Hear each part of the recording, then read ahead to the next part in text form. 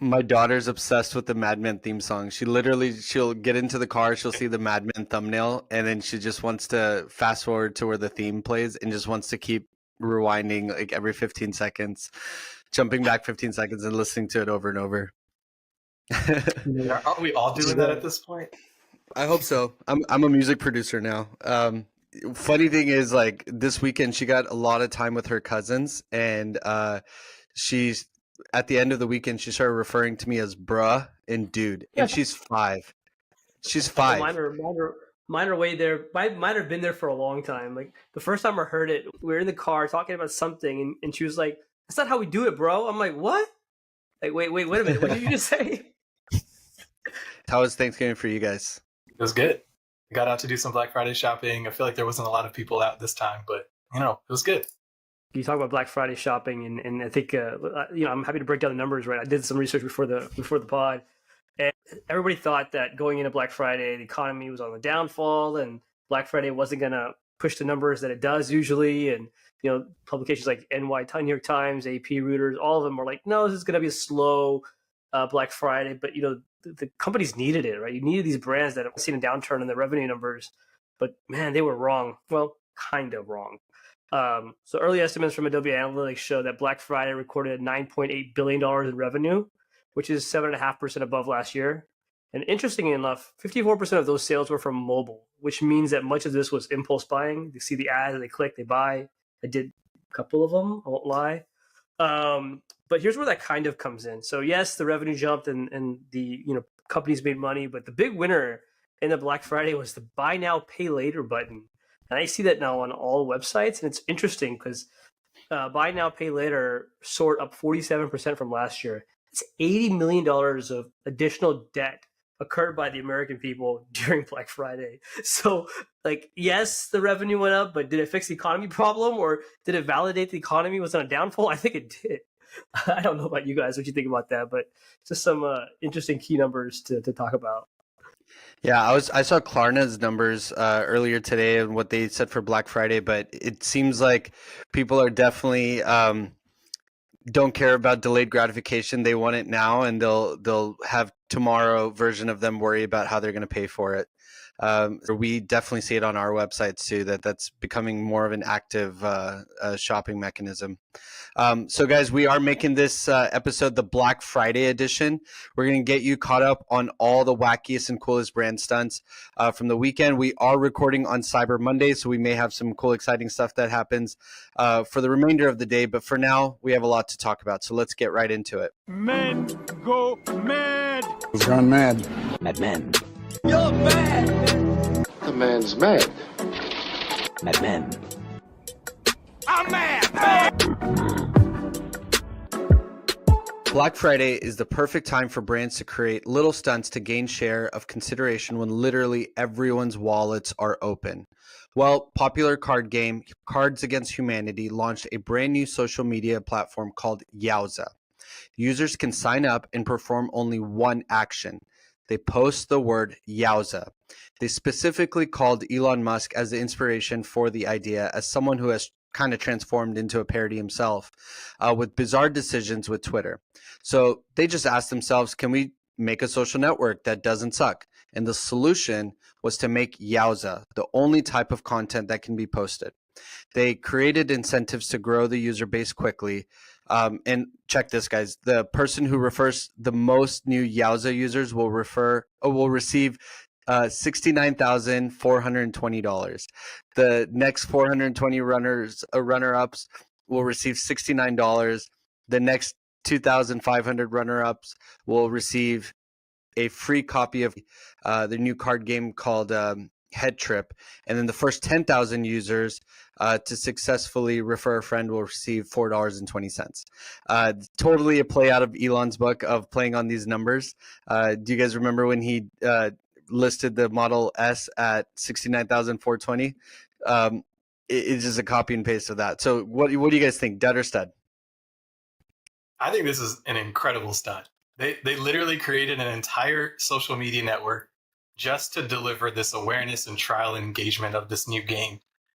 Cards Against Humanity, if you guys have seen it, every Black Friday, they do these crazy stunts, right? Like they've They've sold actual bull poop. They dug a hole into the ground for absolutely no reason. They created a potato chip company, and they even sold a car for 99% off. Like, these stunts have always been built with these satires, with these like built-in critiques of consumerism on one of the biggest consumer days of the year. Generally speaking, they sell the same product every freaking year, and they kill it. Why? Because they find a way to stay relevant during the overload of ads everywhere during this time of year. So how do you win share of mind aside from buying your way in? It's about being disruptively creative. Cards Against Humanity is entering their busy season with a really loud, creative bang. Total stud. Wait, what? Hold on. What is going on here? So they built a social network so people can publish the word Yowza, and then giving money away to people that refer people to the website and become users. First you spent the money on building a social media network. I'm pretty sure that's not cheap. Now you're giving money away. And there's literally no mention. I went to the website. There's literally no mention of Card Against Humanity on the social network. So it's just Yowza and a bunch of text and a bunch of dashboards. So basically, you got people who already are customers, right? Because the people that know about it are the customers that are already following it, already buying it, to get random people to show up to this social media so they can go win some money. And they're not mentioning the name. They're not promoting their product anywhere on the site. This is a total dud move, guys. What? I can't even explain what they're trying to do with this thing. Yes, it's outrageous, but totally nothing gonna help the company. It's not gonna sell units. It's not gonna increase brand awareness. It's just noise. I don't know, man. I kind of agree with Samir. This is a little different. There are, you get tons and tons of emails for every website out there. I mean, I'm sure their email list for Cards Against Humanity is ginormous, and they probably have a lot of people to message out to. But this is kind of how you get some people talking, and people always long for a way to connect, and they want to be first to anything. If this was kind of easy for them to build, and it seems like they have all the right ideas to scale it up fast, but likely it's going to be like Threads, where people go run to it, sign up, and then nothing's going to come of it, or Clubhouse. If you guys recall that, there was a lot of incentive around that as well. Yeah, I don't believe that this is going to be an everlasting social network. This is just for this campaign. And the website looks cheap. This looks like an intern made this website. And what I'm most shocked by, if you guys go see this on Yowza, you guys are going to remember that name. Look who's on. Elon Musk, Greta Thunberg, CNN. They are some official people that are on this just posting the word Yowza. And I don't know if these are real. I don't know if they actually signed up or if Cards Against Humanity just made it look like it. But I was really impressed by this. And I think, Salim, to your point, I think this is a good example of where advertising is not promotion. And that's what everyone is doing around Black Friday, is promotion. And I think this is one of those things about how you can continue to use creativity to stand out. And you don't even have to use your brand to do that, right? I think gift buying, gifting occasions, they're all about how you stay top of mind. And when you're shopping for someone, what's something that they would like and what's in your consideration. And I don't know, Cards Against Humanity did it for me. I'm going to be thinking about them this holiday season, even though they sell the same damn product every year, and it's still going to fly off the shelves as a hot gift item. It's the formula. They figured it out. They know how it works. Yeah, so the website, guys, if you don't know, is yowza.social. It's a Netflix, Chanel, the Dalai Lama, Nancy Pelosi. If you go to their page, they all say, "I'm a bot, Yowza." And it's so funny. Oh my gosh. I love this. This is so awesome. Salim, I totally disagree with you. This is so creative, and yeah, I love it. I don't know. I'm gonna have to the go dig some numbers at the end of the numbers. season. I'm gonna check. I am. And if it dips, I'm gonna call you out on it. And if it doesn't, I'm not gonna say anything. I will take us into our next Dutter Stud. What was once a uniquely American phenomenon, Black Friday is now a global affair. And the scale of shoppers during Black Friday comes at an unsurprisingly environmental cost, generating 430,000 metric tons of greenhouse gas emissions from product deliveries alone. And 80% of products bought on Black Friday end up in landfill or recycled poorly. In 2011, Patagonia cemented itself as a darling of the degrowth moment. And this year, Mud Jeans has taken a play out of the Patagonia playbook and shut down their online shop to start selling vintage jeans, as well as launching an official resale platform.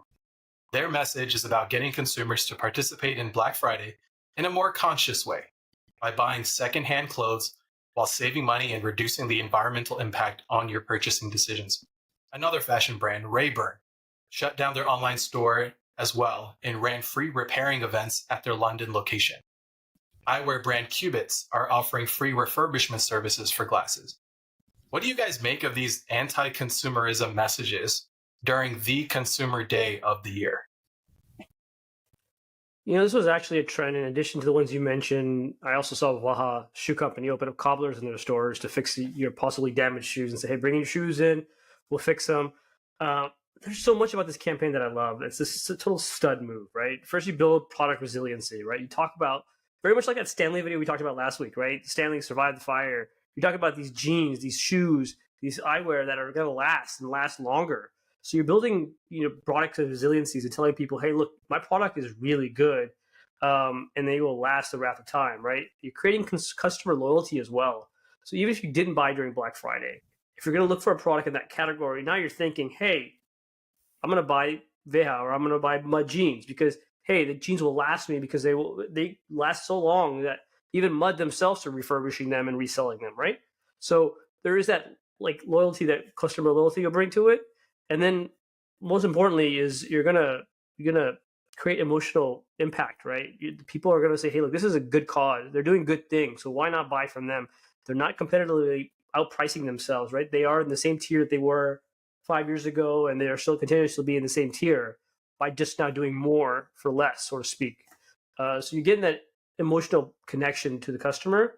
Total stud move, in my opinion. I think they did a good job. I think all these brands that are kind of reversing the story around Black Friday and consumer sales is hitting it right on. Yeah. I got to say, anti-consumerism is trendy to talk about, but let's face it, anti-consumerism and Black Friday do not go together. They're as opposites as socks and sandals. I guess that's kind of cool now, but vampires and sunscreen or peanut butter and pickles, these things just should not go together. And we talked about Greta Thunberg earlier with the Yowza thing. She'll probably be proud of this, but really people are just looking for the most at the least for Black Friday. They lose all sense when shopping. They're just looking to get the most amount they can for their buck. I did a survey with a couple hundred of my customers about a year ago. And it was mainly about sustainability and fashion and trying to see is that something that affect their buying pattern. And now this is my customer, so I don't sell to Gen Z, but overwhelmingly people said it does not affect their buying decisions. And now I don't know if this is reflective of the greater population of the US, but I didn't see a reason as a brand to make that a focal point of any part of my discussion for any of my selling points. In fact, I was looking into more green manufacturing processes. And while we did it just because there was some cost savings with it, not because of it being a selling point. I've never brought that up as a selling point for to sell to our customers at all. So, I think overall it's a dud. I just don't think this is it makes sense to talk about this on Black Friday. Yeah, both of you guys make really good points, Salim. I think when you talked about utilizing the sustainability of your product as a demonstration, I think it's really smart, right? I think brands who can do that, who have that product quality and be able to flip the narrative that you don't need to buy a new pair of jeans, but get a look at how sustainable and how the quality of these vintage jeans still hold true. And I think there's something powerful there. But Adil, I think you're right. I think there is the opposite here. I don't really think people are looking for sustainability around Black Friday. And I do think it's about price. And honestly speaking, I feel like sustainability and cost end up becoming opposites too. That it is more expensive to do the environmentally conscious thing. and that's not the mood that people are looking for. I think where these emotional messages about sustainability, environmental impact campaigns, where I feel like it makes the most impact is in spaces where consumers have the capacity to receive a message like that. They need to have time with it. They need to have a deeper engagement, a story. Black Friday is just quick, short, hot messages. And you can't communicate that effectively. You can't deliver an emotional message on such a transactional time period. And everyone just wants to look at what the product is and what the price is and where to find it. That's it. They don't want to look more into it. By that point, they've already understood what the brand stands for. They've already accepted the fact that they're going to buy this brand. They just want to buy it at the best possible price. So I wish there was a way where these sustainable messages could come through, but I just don't see it happening in the clutter of Black Friday. It's got to be an ESG thing. You got to just do it because it's the right thing to do.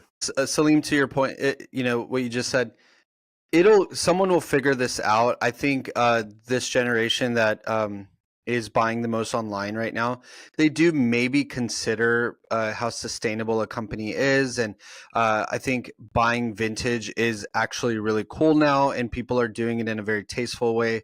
They're spending $60, $70 on jeans that otherwise they could get in their secondhand. I mean, it sometimes even more than that. Like, it's pretty amazing to see how that's actually trending right now, but that's the key word. It's trending right now. I think getting people to go to the model of buying less in just few quality pieces is just never going to happen. Human nature keeps telling us you want more and you want to have variety in your pieces. And as long as we're going to be a clout-driven economy, you're going to want to constantly wow people with your outfits, and that means you need variety. Yowza. On that note, I'll take us into our next Dutter Stud. Rapid online grocer goPuff has launched their Black Friday campaign in the UK, featuring the biggest Apple discounts of the season. But wait, it's Apple with lowercase a, and they have Royal Gala apples for a penny. 20% off frozen apple crumbles and a special price on apple flavored energy drinks. So no Apple products, no Apple computer electronic products, to be clear, but they are selling apple flavored stuff. There still continues into Monday, calling it Cider Monday, not Cyber Monday, with promotions on alcoholic apple drinks, along with digital ads. They have out-of-home ads on digital display vans circling the tech giant Apple flagship UK area store. So, they basically took over the Apple name. All their ads are very techy. If you see them, it's a pretty interesting ad. What do you guys think, Dud or Stud? Look, I gotta take a step back and say, goPuff, you're continuing to kill it. I honestly was not a believer in you guys when you guys started. I thought you guys would get smothered by the competition, but these sort of campaigns tell you goPuff can still compete, where DoorDash, Uber Eats, Instacart, they're just continuing to kill it. I'm a sucker for wordplay, so Cider Monday is just awesome as music to my ears. I think it's a perfectly cute campaign. Good job, goPuff. This is so dumb that I almost love it. And this is not like Yowza dumb where I actually do love it. I almost want to love it. This is clearly a brand awareness play. There's no margin to be made on any of these ridiculous prices for apples and apple flavored things. So this tells me this one thing, that goPuff has an amazing CRM strategy, that as long as they can get a sign up, they have the right performance marketing in place to create more visits and more profitable baskets. I really like goPuff's unique selling proposition as a brand. They are a digital convenience store with micro fulfillment centers in densely populated areas. Really cheap fees, guaranteed fast delivery. I would have loved to see what they could have done with their core offering of convenience store type products. With their last mile logistics capability, total control of their own warehouses and fulfillment, unlike Uber or Instacart, it feels like there was more opportunity than just playing off Apple. Like when we're talking about that holiday weekend, the Thanksgiving, Black Friday weekend, the urgency to go get what you want, and them being able to be those providers faster than any other last mile logistics provider out there, I really would have loved to see them demonstrate their product at the busiest time of year. I feel like there was something really critical there that they could have capitalized on, and instead they went on apples. Unfortunate. Look, I think, yeah, both big good points, right, Adil? I think, look, the ability to just compete in that market, being latecomer, right? So I think going and being competitive in that market. Also, I think the ad campaign is unique to the sense that it is playing on something that people are aware of, right? We call this in the media world shared media, right? You're utilizing a common name to help enhance your brand. And I think there's some value in that, right? So I think there is value if people that don't know what GoPuff is or what they're trying to do, at least they'll look at it, they'll search it, they'll see it, they'll be like, oh, this is interesting. But to your point, Samir, I think their hope is that they have CRM, and I think what my gut tells me is that they probably don't, right? They're probably at a high burn rate. They're still startup. They still are burning through cash. I think they don't. Somebody has to validate this for me, but I don't think they're profitable today. And I think what this is doing is just helping the subscription model, right? Saying, hey, look, we've got X amount of subscribers now through this, right? So it's a gateway entry. Is the cost going to benefit the number of registrations into this? I'm not quite sure, but I think it's good to say on both sides that we've got this. I think this is interesting enough. I think you said it perfectly, right? So dumb enough that I love it, almost love it, but it's like it's interesting enough to cause chaos and cause interactions, but is it enough to drive the needle? Possibly, but we won't know.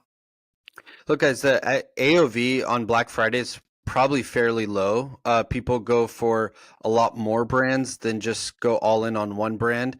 And while their wallets are open, brands have to figure out a way for people to get a couple transactions in with them as well, right? And so this is clearly just a draw, like Samir was saying, that just low margin, hey, look, we're relevant today too type of transaction. I probably wouldn't buy apples there, but seeing something like that made me think, oh, why not? Like, just add a couple things to cart that I need for the house, right? So it does spark curiosity, and then it may lead to some actual transactions, getting milk, bread, whatever you need from your local store. By the way, I just did the numbers. Sales decline of 17% year over year. Revenue growth expectation is to be $1 billion by end of 2023, which they don't look like they're going to possibly hit that number. Profitability outlook has expressed confidence in the profitability of instant commerce, but they are not profitable today. So, yeah, I think that proves the point.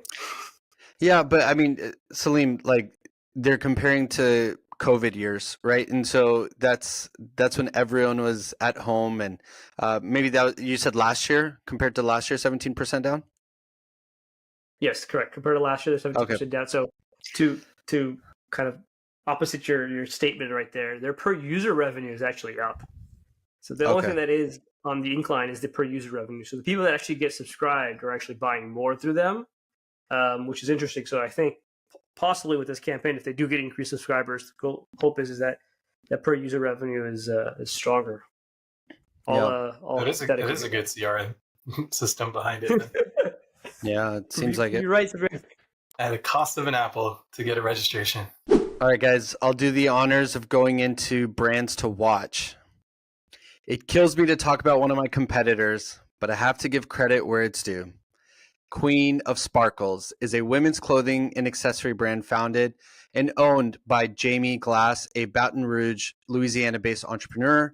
The brand is known for its bold, sparkly, and glamorous designs that empower women to feel confident and fabulous. Queen of Sparkles offers a wide variety of clothing items, including dresses, skirts, tops, pants, jackets, and activewear. They also sell a variety of accessories such as jewelry, bags, and scarves. Look, the prices are not cheap. They are not cheap at all. I'm talking like $220 for a top. But they've really created a whole new trend of over-the-top, maximalist type of casual fashion. But why am I talking about them as a brand to watch? Well, just today, they announced that they are doing a brand collab with the iconic Coca-Cola brand.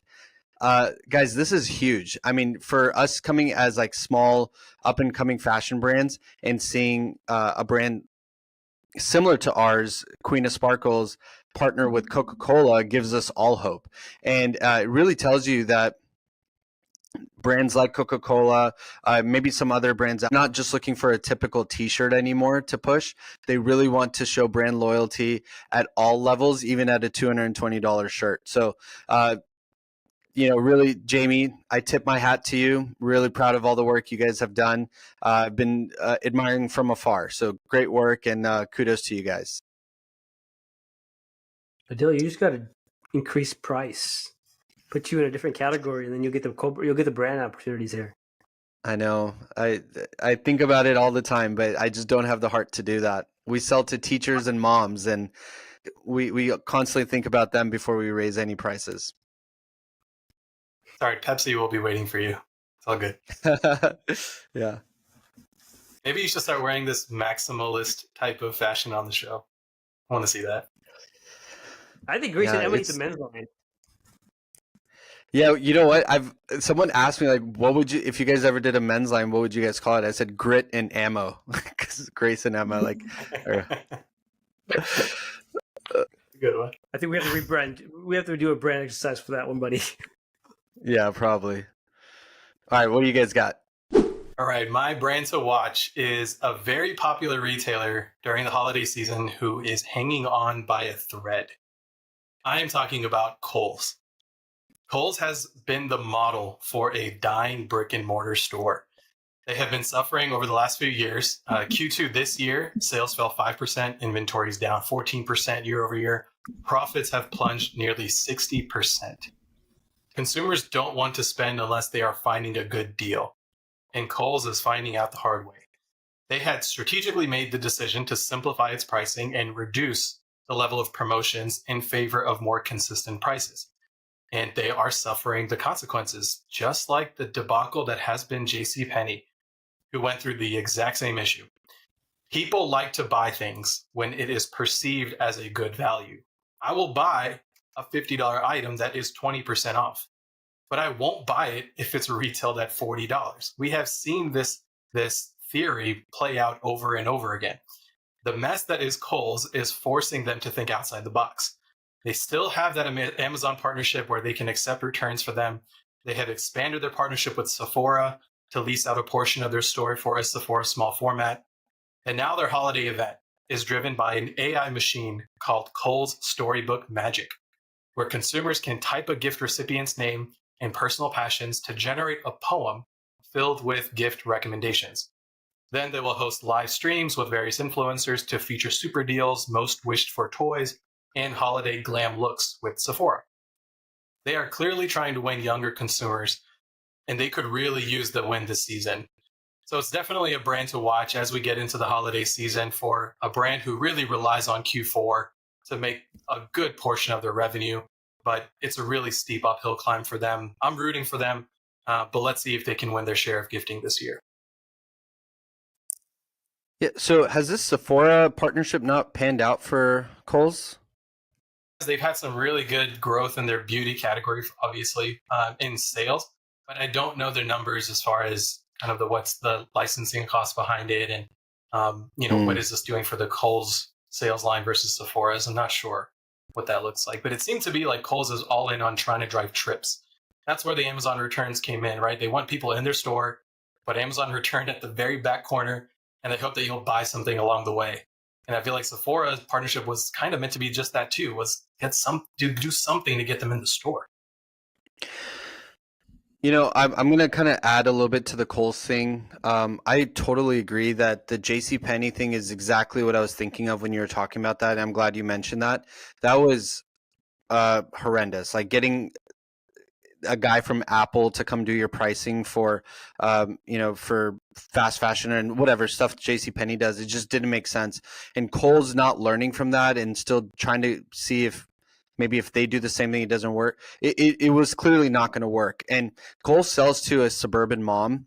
They need to understand that when women go shop, they need to go back home feeling like they got a good deal.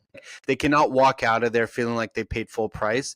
And not that many women have to make sense of it to their husband or their partner or whoever, but I often notice that is like our customers or even my wife, she'll often come home and say, oh, look what I got. I got it for 20% off. And it's like this just validation to herself that she got a good deal, even though I couldn't care less what she paid for it, but it's just this mental validation that suburban moms have to have. And so I think Kohl's will definitely have to go to that model again if they want to draw the crowds. I'm trying to figure out where are the Kohl's customers going, right? And my first thought is Target. Like, I think those are guys, the people that are shopping at Kohl's are probably simultaneously shopping at Target or Macy's or something like that, right? I think if I didn't take my daughter to Kohl's, I'd probably just take her to Target. And what is the opportunity Kohl's has? What differentiates Kohl people to go to Kohl's and go buy? It's kind of that cash back, whatever catch they had, right? Hey, spend $100 today and you get a $20 coupon for next time. They need to go after TJ Maxx type of model. That's exactly the same customer base they're trying to sell to. Reason why TJ Maxx continues to kill it is because they're offering a deal, right? If they go the model of we're going to give best brands at the best prices, they can really kill it. I mean, Nordstrom Rack has killed it. Ross continues to kill it. TJ Maxx is doing a great job. Kohl's just needs to probably do a play out of that book. Burlington did that, right? They shifted from the Kohl's model to going off price. The other thing, and again, going out not to beat up Kohl's here, but I think the other thing is e-commerce, right? I don't know how many people buy Kohl's online, right? We went into the stores. It's rare that I buy anything from Kohl's online. I always buy it in the store if I ever do go to Kohl's. I think there's something there as well. Who knows? Yeah. I think it's huge. I think you bring up a really good point because I think what they're experiencing is the department store problem without the benefit of being in a mall. So now Kohl's is not doubling down on e-commerce when they have this space and the infrastructure to do it well, but they're also not getting the love from the traffic from the malls that Macy's and Penny's and Dillard's that are getting. So they're just not playing the right cards. I don't know, something's wrong here, but we'll see. All right, let me take you to the last brand to watch. My brand to watch. Look, some interesting things are happening, and here's my conspiracy forecast of life scenario here, right? So play along with me for a little bit. But this week, Google has made some interesting hires to their leadership team. They hired Chris Marino, former head of marketing at Bloomberg, and Vanessa Kilgore, former chief business officer at Condé Nast. They're up to something, and here's my theory. It's stretched, but hear me out. When X hired Linda Yaccarino from NBC Universal, it was the idea to make X a publishing house, right? Particularly around what Elon likes to call unfiltered news town hall. Call it whatever you want. But however, what we've seen in the past couple of months is we've seen companies like IBM, Disney, CNN, Apple, and even Linda's former company, NBC Universal, pull advertising from X. So their revenue is dropping. And look, he's going to be okay. The company's going to be okay. Look, they also lowered costs. I think generally they're going to be okay. But I think there's something there with that. Plus, Kevin Mayer last week spoke with Yahoo Finance, the decline of linear TV models, how ESPN is going out. So there's this whole opportunity being created. And here's my theory. I think Google is making a play for news and publishing house. Look, they have the data. The news gets published on multiple wires when they break, right? So it does go to the news wire. You go to the news search tab. They've got the data there. They've got the users there. They know what they like. They know what they don't like. Even with now the AI models coming in, I think what they're trying to do is make a big move on publishing houses and news. And if they can execute this right, they'll win big. But I don't know. It's a far-fetched theory in my head, but I think there's something there. What do you guys think? Can it happen? Do you think Google will go out for publications and media?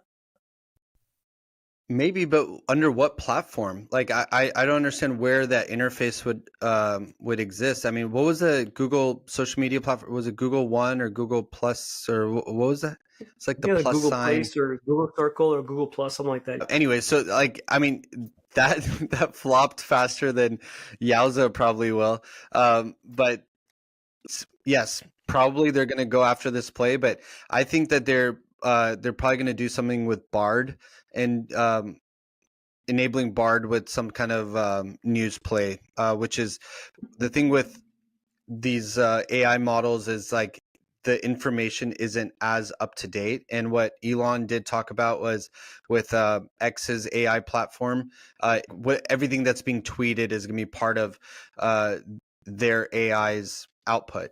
And so maybe Google is going to go after the angle of enabling Bard to give out really up-to-date news stories that make your search relevant or something. I don't know. Maybe that's their angle. Yeah, there's Could be. good call on keeping this as something to watch because there is something happening. I do believe that. I think your theory is there. I'm curious to see if it's this news and publishing house. I'm trying to think of like what is the value for consumers if this were to happen. And I think one thing that Google does have is people's trust. And I think that takes a long time and a lot of effort for any news and publishing house to be able to build that trust. So if that's something that they want to capitalize on, I can see that happening. Like, I don't think it's that far fetched. I think it might be kind of a whole new capability and platform, like a deal like you were thinking. But it's an interesting thought. So like, it's a good thing to watch. And look, there's a lot of them that are up for sale, right? If they wanted to go buy, ESPN, for example, they could, right? Now, I don't know how that works in the antitrust and all that FDA nonsense that's going on lately with the new head, but there's something. I mean, like they could just buy somebody and become somebody, right? That they have the cash, they have the ability to go do that, and there are plenty of companies that are up for sale today, and there's just no buyers, right? So if they could come out and transform something, I don't know. Yep. Well, guys, I think we had a lot of good topics that we covered today. Black Friday edition in the books. We'll see how we do next year on this same episode. But thank you guys for joining. Stay fabulous, guys. Ciao. Yowza. Men go mad. Gone mad. Mad Men.